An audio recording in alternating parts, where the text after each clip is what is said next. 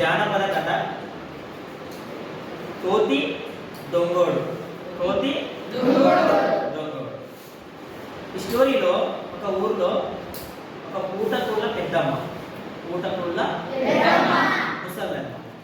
ఆ ముసల్దానికి ఎవ్వరు లేరు, పిల్లలు ఎవ్వరు కూడా లేరు.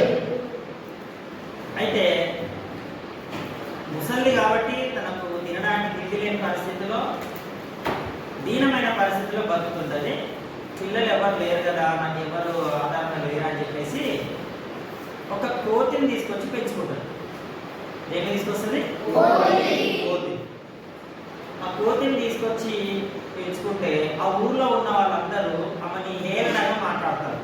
ఏమంటారు? నీకే తినడానికి తిండి లేదు, నీ కోతి ఎందుకే అని తిట్టారు ఆమె.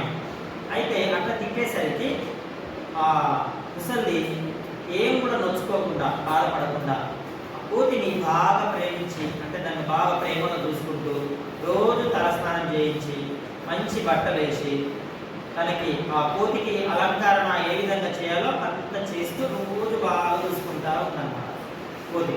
ఎవరు? ముసలి. ఆ ఊళ్ళో ఉన్న ముసలి. అట్లా కొన్ని రోజుల వరకు జరిగింది. అయితే ఒక రోజు కోతి ఏం చేసిందట, ముసలి దాంతో, అవ్వ నేను అడవికి వెళ్ళి ఏవైనా పండు కోసుకొస్తా, నాకు గంప ఇవ్వు అని చెప్పింది. గంప ఇస్తే నేను అడవికి వెళ్ళి పండు కోసుకొస్తా అని చెప్పింది. అట్లా చెప్పగానే అవ్వ కూడా గంప ఇచ్చి కోతిని పంపించిందంట అడవికి. అడవిలో అది ఎక్కడైనా చెట్లకు ఏవైనా పళ్ళు దొరుకుతాయని చెప్పి దూరంగా ప్రయాణం చేస్తూ చేస్తూ చేస్తూ చేస్తూ కొంత దూరంగా లోపలికి వెళ్ళిపోయిందంట. వెళ్ళిపోయిన తర్వాత అక్కడ ఒక పెద్ద మామిడి చెట్టు కనిపించింది. ఏం కనబడింది? మామిడి చెట్టు. అయితే ఆ మామిడి చెట్టు పైకి ఎక్కి అదేం చేస్తుంది, మామిడికాయలు కోస్తా ఉంది, మామిడికాయలను తెంపుతా ఉంది. అట్లా మామిడికాయలు తెంపినప్పుడు అదే సమయంలో ఆ మామిడికాయలు తెంపుతూ తన గొప్ప నింపుకుంటున్న సందర్భంలో అక్కడ ఏదో ఒక చిన్న అలికిడి ఏర్పడింది. అలికిడి మీన్స్ శబ్దం వచ్చింది, ఏదో శబ్దం వినిపించింది. టక్ టక్ టక్ టక్ టక్ టక్ అని సౌండ్ వస్తే ఎవరు వస్తున్నారబ్బా అని ఆలోచించి కొద్దిసేపు అట్లా అమాంతంగా ఆగి అబ్జర్వ్ చేస్తే ఒక గుర్రం పైన 2 మూటలు వేసుకొని ఒక దొంగోడు వస్తుంది. గుర్రం పైన దొంగోడు మూటలు వేసుకొని వస్తా ఉన్నాడు. అమ్మ, ఈ దొంగోడు వస్తున్నాడు కదా ఇట్లా అనుకొని వాళ్ళకి కనబడకుండా చెట్టు సాటు అట్లా దాచుకొని వాడు వచ్చి ఆ చెట్టు కింద నుంచి అట్లా వెళ్ళిపోతా ఉంటే వాడు చూస్తూ వాడు కొంచెం దూరం వెనక వాడి వెనకాలే దాచుకుంటూ వాడు ఎక్కడికైతే వెళ్తాడో వాడు ఎమ్మటే వెళ్ళిపోయినాడు కోతి. అట్లా వెళ్ళిన తర్వాత అల్లుడు ఆ అడవిలో మధ్యలో పెద్ద రాళ్ల గుట్ట మధ్యలో ఒక చిన్న కేవ్ గుహ ఉంది. ఆ గుహలోనికి దూరిపోయాడు. ఎవడు? దొంగోడు. ఆ గుహలోనికి వెళ్ళి చూస్తే వీడు ఏం చేసిందంటే పట్టణాలలో, టౌన్లో, విలేజ్లలో బంగారము అంత దొంగతనం చేసి ఆ మూటలు కట్టుకొని వచ్చి ఆ కేవ్లో దాచిపెడతా ఉంటాడు. ఇంకా వీడు అది ఎదవైదగా వాడు రోజు చేసేసానే కాబట్టి అలా తీసుకెళ్ళి కేవ్లో బంగారం అంతా పోసేసి వాడు వెళ్ళిపోయాడు. దొంగోడు వెళ్ళిపోగానే కోతి ఏం చేసింది, మెల్లిగా సాటి నుంచి వచ్చేసి ఆ కేవ్ని వాడు ఏం చేసిండు, పొదలు కొమ్మలు తోటి కప్పేసింది అన్నమాట. తెలియకుండా మళ్ళీ ఎదావిది ఎప్పట్లా. దొంగోడు దొంగతనం తీసుకొచ్చిన సొమ్ము అంతా ఇందులో దాచిపెడతాడా అని చూసి లోనికి వెళ్ళి చూస్తే మొత్తం బంగారం, వజ్రాలు, వైడ్యూర్యాలు, నెక్లెస్లు, వడ్డానం, కమ్మలు, గాజులు, వంకీలు, రకరకాల బంగారు ఆభరణాలు, డైమండ్స్ అన్నీ అక్కడ ఉన్నాయన్నమాట. అమ్మా, దొంగోడు ఇంత డబ్బులు సంపాదించాడు కదా, ఎవరెవరు ప్రజల సొమ్ము ఎట్లా ఎత్తుకొచ్చుకున్నాడు అని చెప్పి కోతి ఆలోచించి ఏం చేసిందంటే, మన పరిస్థితి పేద కాబట్టి ఈ గంపలో నేను అవ్వ దగ్గరికి తీసుకెళ్తా, అవ్వ పేదరాలు కాబట్టి మనం అవ్వకు కూడా సాయం చేసినట్టుంటుందని చెప్పి కోతి ఏం చేసింది, ఆ గంప నిండా బంగారం పెట్టుకొని ఇంటికి వెళ్ళి అవ్వ ఎందుకురా ఈ గంప దింపు అని అడిగారు. గంప దింపు అని అన్నారు. ఏమే అట్లా సతాయిస్తున్నాం, ఏం తెచ్చినావు, అడిగిన పని వచ్చి గంప దించింది. దించగానే ఇంకేమున్నాయండి అన్ని వజ్రం వైడూర్యాలు అన్ని రకాల వస్తువులు అన్నీ కనబడ్డాయి. ఇంత బంగారం ఎప్పుడు నుంచి తీసుకొచ్చినావు అని పోతిన దగ్గరికి జరిగిన స్టోరీ అంతా చెప్పి ఇంకా వాళ్ళకు ఉన్న రోజు తినడానికి కావాల్సినటువంటి అన్ని రోజు ఒక వస్తువు అమ్మడము, వాళ్ళకి కావాల్సిన తెచ్చుకొని తినడం, రోజు ఒక వస్తువును అమ్మడము, రావాల్సిన తినడం, ఇట్లా పోతి చేస్తా ఉంది. ఇంకా ఒకరోజు వీళ్ళ దగ్గర అయిపోయింది, బంగారం తెచ్చుకుంటే అయిపోయింది, మళ్ళీ పోయింది కోటి, మళ్ళీ గంప తెచ్చుకున్నారు, మళ్ళీ అయిపోయింది, మళ్ళీ పోయింది, మళ్ళీ గంప తెచ్చుకున్నారు, మళ్ళీ అయిపోయింది. ఇంకా రోజు అయిపోయిన కొద్ది పోతున్నది, బంగారం కంపెనీ కస్తున్నది ఎవరికైనా పోయి.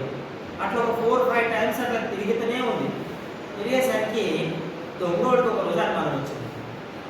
నేను సొమ్మంతా తీసుకొచ్చి దాచిపెడతా ఉంటే అది ఇంకా పెరగాలి కదా, ఇది ఎందుకు తగ్గిపోతా ఉంది అని చెప్పి అక్కడ ఆ దొంగోడికి అనుమానం వచ్చి అసలు ఏం జరుగుతుంది అని తెలుసుకోవాలని చెప్పాడు. ఏం చేసిన పక్కన ఒక మర్రి చెట్టు త్వరలో కూర్చొని అబ్జర్వ్ చేస్తా ఉన్నాడు. ఎవరు వస్తారా అని అక్కడ ఒక రోజు చూసినాడు. చూసరికి ఒకరోజు మెల్ల కోతి గంప తీసుకొని వస్తున్నాడు.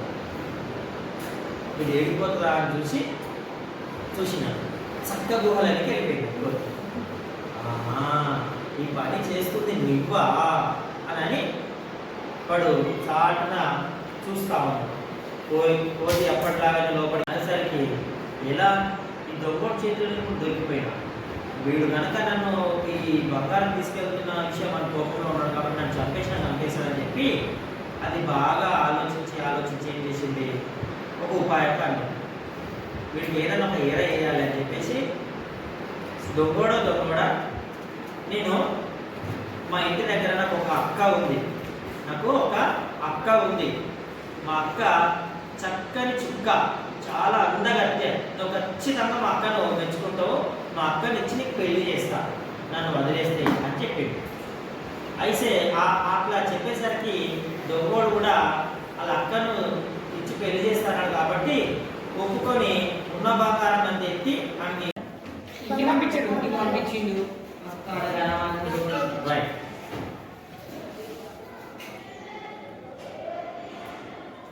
ఆ విధంగా కోతిని బంగారం ఎత్తి వాళ్ళ ఇంటికి పంపించింది. అయితే అక్క కావాలి, ఎట్లా వీడికి అక్క చెల్లెలు ఉన్నారా కోతికి? ఏమన్నా ఉంటే కూడా ఒకరు ఉంటారు కోతి. ఏం చేయాలా కదా, ఏం చేయాలని చెప్పేసి ఆలోచించి ఏం చేసింది, ఒక బస్తా మైదా పిండి తీసుకొచ్చి మైదా పిండి తీసుకొచ్చి ఒక చక్కని బొమ్మను తయారు చేసి ఏం చేసింది,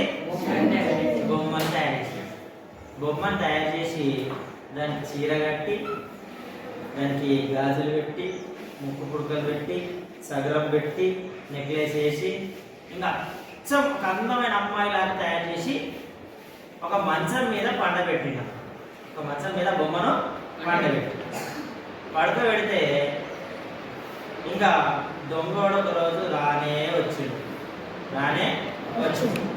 వచ్చి కోతి బావ ఎదురెళ్ళి కడుకో బావ నీళ్ళని నీళ్ళు ఇచ్చింది కాళ్ళకు.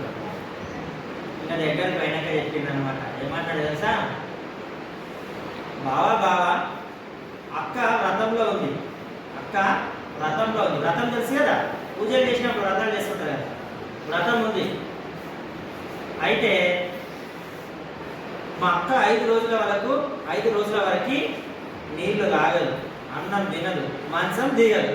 మా అమ్మని ఎవ్వరు కూడా మా అక్కని ఎవరు కూడా డిస్టర్బ్ చేయొద్దు, అటకంచవద్దు, లేకపోతే వ్రతము భంగం కలుగుతుంది. మా అక్క దిగేంత వరకు మీరు ఎవ్వరు కూడా అక్కని డిస్టర్బ్ చేయొద్దు అని చెప్పేసి దొంగోడికి కోతి చెప్తాడు. అట్లా సరే అని చెప్పి అది ఒప్పుకున్నాక కోతి ఏం చేస్తుంది, ఆ మంచంతో సహా బొమ్మను అట్లనే తీసుకెళ్ళి దొంగోడి ఇంటికాడ దింపేసి వస్తుంది. చెప్పిండు కదా, అక్కడ ముట్టొద్దు, పలకరించొద్దు, మాట్లాడొద్దు, ఏమనొద్దు, 5 రోజుల వరకు వ్రతంలో ఉంది, వ్రతభంగం కలిగించొద్దు అని చెప్పిండు కోతి. సరే అని చెప్పి కోతిగా దింపేసి వాళ్ళ ఇంటికాడ పోయి అట్లనే మంచంతో పడవ ఇంటికాడ దింపేసి వచ్చింది. వచ్చి మూట బంగారము ముసల్దాన్ని తీసుకొని ఎవరికి దగ్గర ఊరికి వెళ్ళిపోయి పోతే ముసల్దాన్ని తీసుకొని ఇంకొక ఊరికి వెళ్ళిపోయినాక నెక్స్ట్ 1 రోజు అయింది, 2 రోజులు అయింది, 3 రోజులు అయింది, 4 రోజులు అయింది, 5 రోజులు అయింది, 6 రోజులు అయింది, 7 రోజులు అయింది, 8 రోజులు అయింది. ఇది ఉల్కదు పలకదు. 5 రోజుల్లో రథం అన్నాడు. అట్లీస్ట్ ఉల్కన పలకన్నా పలకాలి, కదలాలి కదా అని చెప్పి చూద్దాం, నా చక్కనైన భార్య ఎంత అందంగా ఉందో చూద్దామని చెప్పి ఏమే లేవు అని అన్నాడు. ఏమనట్లేదు, లేవు అని గట్టిగా పోయి చేపట్టుకుంటున్నాడు. చేపట్టుకుంటానని ఏమున్నాడు, ఇంటి చేతి నుంచి వచ్చింది అన్నాడు. ఇదేంటో ఇట్లా చేతి వచ్చిందంటే కాలు పెట్టి కాలు తిన్నాడు, కాలు నుంచి వచ్చిందండి. అమ్మా దొంగ ముండ, నన్ను ఇట్లా మోసం చేస్తావా, నిన్ను ఊరికి వదులుతానా అని చెప్పి కత్తి తీసుకొని గుర్రం మీద కోపంగా ఆ పుట్టకోళ్ళ ఇంటి దగ్గరికి వెళ్ళింది. ఇంట్లో చూస్తే జిలా ఉందా పెద్దమ్మ, కోతి లేదు. ఉపాయంతో అపాయం నుంచి రక్షించుకుంది. దొంగోడి మోసంతోనే తప్పించుకుంది. ఇది కోతి దొంగోడి జానపద కథ. Thank you.